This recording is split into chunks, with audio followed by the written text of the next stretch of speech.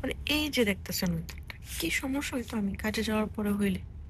হ্যাঁ মানে বৃষ্টিটা পরে হইতি, আমি কাজে চলে যেতাম তারপরে হইতি। একে তো এত কষ্ট করে সকাল সকাল ঘুম থেকে উঠি, মানে একদমই সকালে ঘুম থেকে উঠতে ইচ্ছা করে না। মানে শুধু জবটার জন্য উঠতাম, আর ওইটা যদি যাওয়ার সময় দিয়ে মানে এক গাদা বৃষ্টি হইতেছে। যখন উঠছি তখনও ভালো ছিল, এত বৃষ্টি ছিল। 1 সেকেন্ডের মধ্যে যখন আমি বেরোবো তার আগে দেখি একদম এতগুলা বৃষ্টি হইতেছে। মানে আমার মাঝে মাঝে বিরক্ত লাগে। ভাই আগে তাও বাংলাদেশে যখন ছিলাম বৃষ্টি হলে একটু নিয়ে ফাঁকি টাকি দেওয়া যেত, ফোন দিয়া কোয়া যেত যে আমাদের এখানে পানি জমা গেছে, আসতে পারবো না। আর এইখানে এটা তো রেগুলার, এগুলা কিছু না, পানিও জমে না, কোথাও আটকাও থাকি না, কাজে তো যাইতেই হবে। আর ভাই বৃষ্টির দিনের খিচুড়ি ভর্তা সকাল সকাল কি যে মজা লাগতো। আর এনে টোস্ট খাও, টোস্ট চা খাও, বিস্কিট খাও, খিচুড়িতে দূরের কথা। বৃষ্টির দিন আগে বাংলাদেশে যখন ছিলাম বৃষ্টির দিন হইলে এত ভালো লাগতো।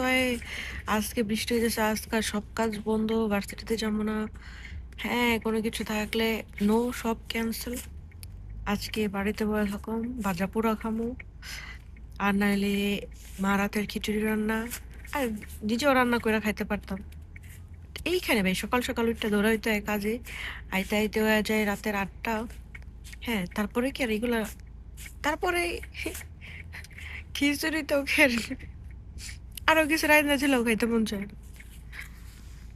মানে এটাই চিন্তা করি যে লাইক কত প্যাথেটিক বাইরে আইলে।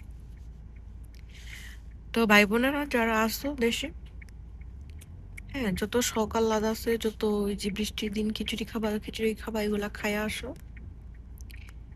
হ্যাঁ নাহলে পরে খালি আফসোস করবে, আফসোস করা ছাড়া আর কিছু করার থাকবে না, সত্যি কথা বলতেছি। আর যাই হোক, যদি কোনো ভাই বোন ইউকেতে থাকো আমার ভিডিও দেখো, হ্যাঁ কোনোদিন যদি খিচুড়ি খাইতে মন চায় নক দিও, একসাথে বসে খিচুড়ি খাবো না? হ্যাঁ আমি রান্না করে দিব ভাই, এখানে কেউ কারোর জন্য রান্না করে দেয় না, সত্যি কথা। ঠিক আছে, তো এখন যাই কাজে, তারপরে বসে বসে পক পক করবো।